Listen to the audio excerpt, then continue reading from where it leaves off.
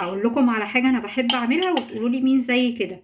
انا لما بكون هعمل اكله عباره عن طبيخ ورز، اي نوع طبيخ ورز مثلا وفراخ او لحمه، بحب جدا اعمل الاكل ايه على يومين، علشان خاطر تاني يوم يبقى عندي اكل واريح. وتالت يوم بقى بعمل ايه، ما عشان خاطر الواحد برضو يبقى عنده مخ ويفكر شويه. تالت يوم بقى ناكل اي حاجه، بما اننا بقالنا يومين بناكل طبيخ ورز ولحمه او فراخ. تالت يوم بقى بناكل حاجه ايه خفيفه كده وسريعه، علشان خاطر ايه اوفر وقت واوفر كمان يعني شويه، ما احنا الاسعار بقت غاليه نار. فيعني مش معقوله كل يوم هناكل لحمه وفراخ وسمك، لازم برضو ايه يعني كذا يوم في الاسبوع كده نعمل فواصل.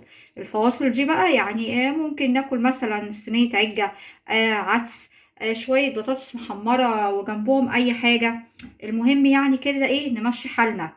فقولولي بقى مين زي كده. فأنا النهاردة هعمل بامية ورز، وكمان دبابيس فراخ. فاللي أنا بعمله بقى دلوقتي ده، ثواني كده أجيب المقص. فاللي أنا بقى بعمله دلوقتي ده التتبيلة بتاعت دبابيس الفراخ. فأنا عاملة كمية علشان هعمل إيه بقى على يومين. انا حطيت كده ملح وفلفل وليمون وصلصة وال11 بهار، وهحط هنا شوية زيت، واقلب بقى كل ده مع بعض، واتبل بيه الدبابيس واحطها ايه في التلاجة شوية، وبعد كده ادخلها الفرن. اهي الدبابيس اهي محضراها في الصينية، بصوا اهي شايفينها.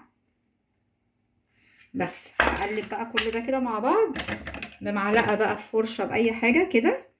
والخلطة دي بتبقى حلوة قوي، جربوها. بس وبدخلها الفرن بتطلع زي المشوية بالظبط. هاخد منها بقى كده واتبل هنا. ولو اتبقى بقى شويه من الخلطه اللي انا عاملاها دي، اللي هي الصلصه بالتوابل والزيت والليمون دي، عادي برجع احطها في برطمان، وارجع احطها ايه في الفريزر، وارجع اطلعها بقى مره تانية اتبل بيها فراخ تاني برضو او اي حاجه. هحط بقى شويه شويه شويه كده، بس بتبقى تحفه. انا عن نفسي بحب الدبابيس اكتر من الوراك والصدور او الفراخ اللي هي على بعض دي، بحسها كده خفيفه.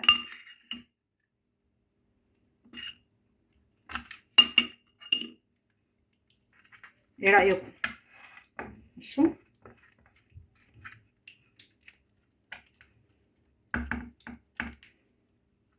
بس لازم احطها في التلاجة شويه علشان تشرب كده من التتبيله وتبقى حلوه.